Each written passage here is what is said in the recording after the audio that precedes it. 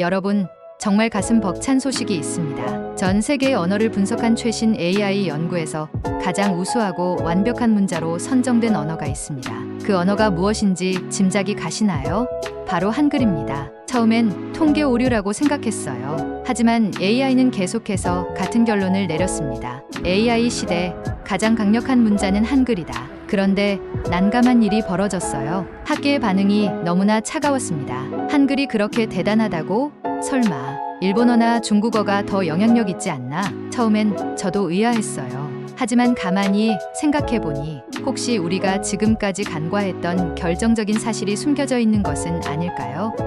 안녕하세요. 저는 실리콘밸리에서 언어학과 AI 기술을 연구하는 에단 스미스 교수입니다. 수년간 세계의 여러 언어를 연구하며 각 문자의 구조와 활용도를 분석해왔어요. 그런데 이번 연구를 통해 한글이 디지털 시대에서 가장 앞선 문자라는 사실을 발견하게 되었습니다. 그런데 한글이 그렇게 대단한 문자라면 왜 지금까지 세계적으로 제대로 주목받지 못했던 걸까요? 단순한 연구 결과라고 생각했던 것이 점점 더 큰 의문으로 바뀌었어요. 만약 AI가 분석한 결과가 사실이라면 왜 그동안 아무도 한글을 주목하지 않았던 걸까요? 저는 이 질문에 대한 답을 찾기 위해 직접 한국으로 가기로 결심했어요. 연구실 책상 위에는 여전히 미처 정리하지 못한 논문들이 쌓여 있었지만 이제 책만으로는 답을 찾을 수 없었어요. 비행기표를 예약한 후 창밖을 바라보며 생각에 잠겼습니다. 정말 한글이 AI 시대에 가장 적합한 문자일까? 아니면 내가 뭔가를 잘못 이해하고 있는 걸까? 하지만 저는 아직 몰랐습니다. 이 여행이 제 인생을 완전히 바꿔놓을 거라는 사실을요. 그렇게 한국행 비행기에 올랐습니다. 인천공항에 도착하자마자 잠시 동안 발걸음을 떼지 못했습니다. 공항 내부는 예상보다 훨씬 현대적이었고 모든 것이 체계적으로 정리되어 있었어요. 무엇보다도 가장 인상적인 것은 곳곳에 자리 잡은 한글 간판들이었어요. 주변을 둘러보니 외국인 관광객들이 스마트폰을 꺼내 공항 안의 시설을 찾고 있었는데 놀랍게도 한글을 읽으며 방향을 찾고 있었어요. 몇몇은 한글을 전혀 모를 것 같은 사람들이었지만 그들은 안내판을 보고도 별다른 어려움 없이 길을 찾아갔어요. 도대체 한글이 뭐길래 이렇게 직관적이고 쉽게 읽히는 걸까? 저는 곧장 서울 시내로 향했어요. 차창 밖으로 보이는 도시 풍경은 정돈되어 있었고 거리 곳곳에도 한글 간판이 선명하게 빛나고 있었어요. 한글은 이곳에서 단순한 문자가 아니라 모든 것이 원활하게 돌아가는 시스템의 일부처럼 느껴졌어요. 저는 국어학자인 박지훈 교수를 만나기 위해 대학 연구실로 향했어요. 박 교수는 세계적으로도 한글 연구로 유명한 학자였어요. 연구실에 들어서자 벽 한쪽에 오래된 책장이 자리 잡고 있었고 그곳에는 수백 년 전의 고문서들이 가지런히 정리되어 있었어요. 책상 위에는 훈민정음 해례본 복사본이 놓여 있었고 그 옆에는 한글과 관련된 연구 논문들이 빼곡하게 쌓여 있었어요. 박 교수는 차분한 표정으로 저를 맞이했어요. 저는 서둘러 이번 연구 결과를 설명했어요. AI 분석 결과 한글이 전 세계에서 가장 효율적인 문자로 나타났습니다. 박 교수는 흥미롭다는 듯 고개를 끄덕이며 조용히 책장으로 다가갔어요. 그리고는 훈민정음 해례본을 꺼내 조심스럽게 첫 장을 펼쳤어요. 세종대왕이 500년 전에 남긴 메시지를 직접 확인해 보시겠습니까? 세종대왕께서는 한글을 단순한 문자로 만든 것이 아닙니다. 그분은 백성을 위해 모두가 배울 수 있는 문자를 만들고 싶어 하셨습니다. 책의 첫 장에 적힌 문장을 손가락으로 짚으며 박 교수는 천천히 읽어나갔어요. 나란말이 중국과 달라 문자와 서로 통하지 아니하므로 어리석은 백성이 제 뜻을 펴지 못할까 걱정되어 저는 가만히 그 글자를 바라보았어요. 불과 몇 줄의 문장이었지만 그 안에는 왕의 깊은 고민과 결단이 담겨 있었어요. 하지만 세종대왕의 이 결정은 결코 쉬운 일이 아니었습니다. 박 교수는 책장을 넘기며 설명을 이어갔어요. 당시 조선의 학자들은 한글 창제를 격렬하게 반대했습니다. 그들에게 문자는 곧 권력이었습니다. 한자만이 지식인의 언어였고 백성들이 이를 쉽게 배울 수 없었기에 그들만의 특권이 유지될 수 있었죠. 그렇다면 그 반대 속에서도 세종대왕이 끝까지 한글을 완성한 이유는 무엇이었을까요?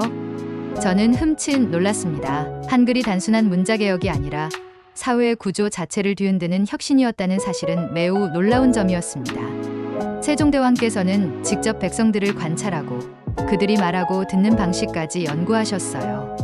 그렇게 해서 말하는 발음기관의 모양을 본뜬 글자들이 탄생했죠. 그분의 목표는 단순했습니다. 문자를 누구나 쉽게 배우고 자신의 뜻을 표현할 수 있도록 하는 것이었습니다. 저는 다시 한번 훈민정음 헤레본을 내려다보았어요. 지금까지 연구해온 모든 언어 중에서 이처럼 강한 철학과 신념을 담고 있는 문자를 본 적은 없었습니다. 저는 이제 더 이상 책 속의 연구로만 만족할 수 없다는 생각이 들었어요. 한글이 AI 시대에 가장 적합한 문자라는 사실을 직접 경험하고 그 이유를 스스로 증명해야 했어요. 여러 가지 실험을 준비하면서 가슴이 두근거렸습니다. 과연 한글이 정말 그렇게 강력한 문자일까? 아니면 단순한 우연일까? 이 질문에 대한 답을 찾기 위해 저는 직접 실험을 진행하기로 했어요. 그리고 정말 한글이 AI 시대에서 가장 효율적인 문자일까? 다음 실험에서 저는 상상조차 하지 못한 결과를 마주하게 됩니다.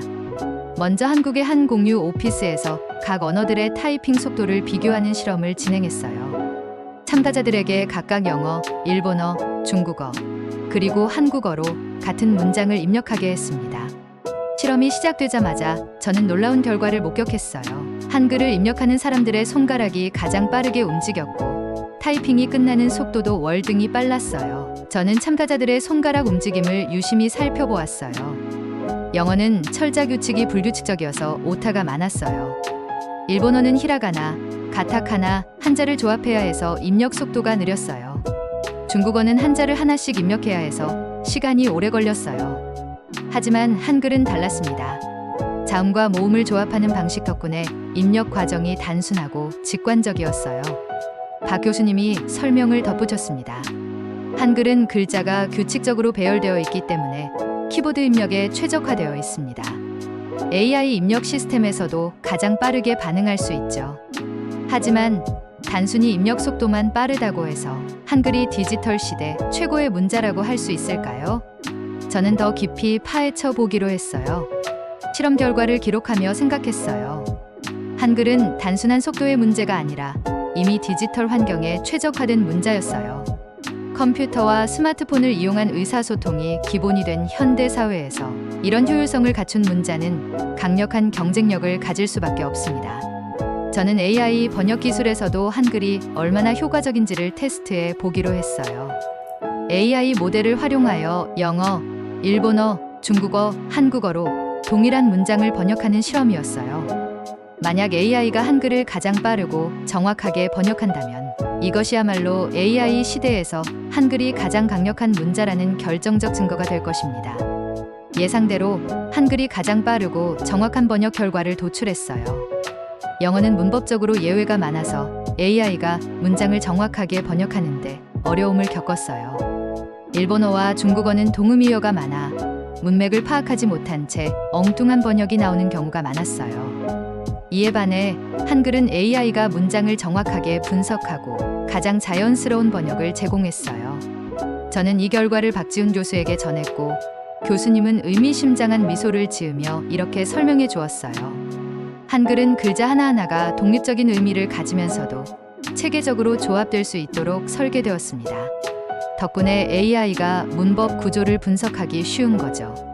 저는 이 말을 듣고 다시 한번 놀랐어요.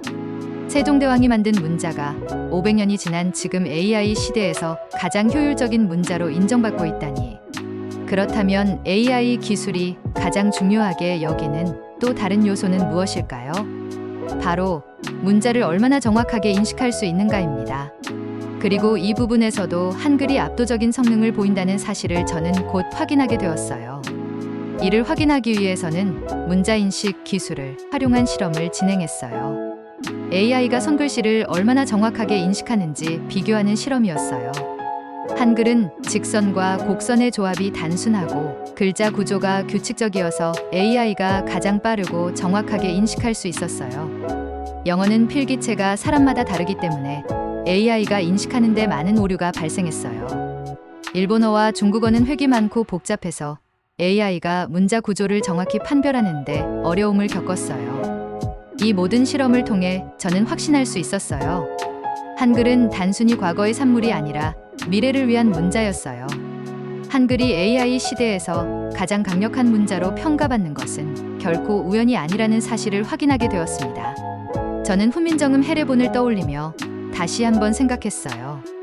어리석은 백성이 제 뜻을 펴지 못할까 걱정되어 새 문자를 만든다. 이 문장이 지금 이 시대에도 여전히 유효하다는 사실이 믿어지지 않았어요.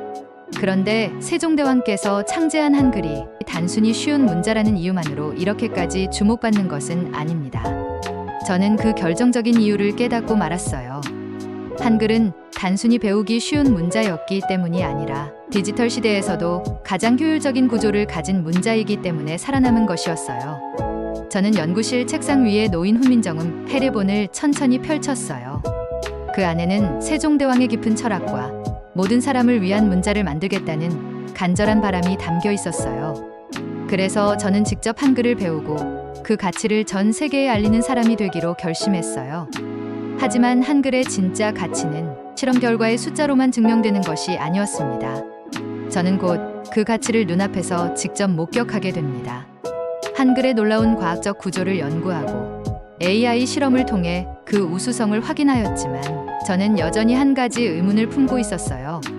정말 한글이 AI 시대에서 가장 적합한 문자라면 그 힘은 실제 세상에서도 드러나고 있을까? 논문 속 데이터와 실험 결과만으로는 충분하지 않았어요. 한글이 어떻게 쓰이고 있는지, 사람들이 실제로 어떻게 받아들이고 있는지를 직접 보고 싶었어요. 그래서 서울의 거리로 나갔어요. 그리고 그곳에서 저는 예상치 못한 놀라운 광경을 마주하게 되었습니다. 저는 한글을 배우는 외국인들을 직접 만나보기로 했어요.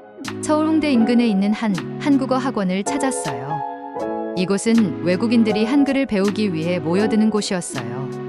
학원에 들어서자 저는 깜짝 놀랐어요. 이렇게 많은 외국인들이 한국어를 배우고 있다고?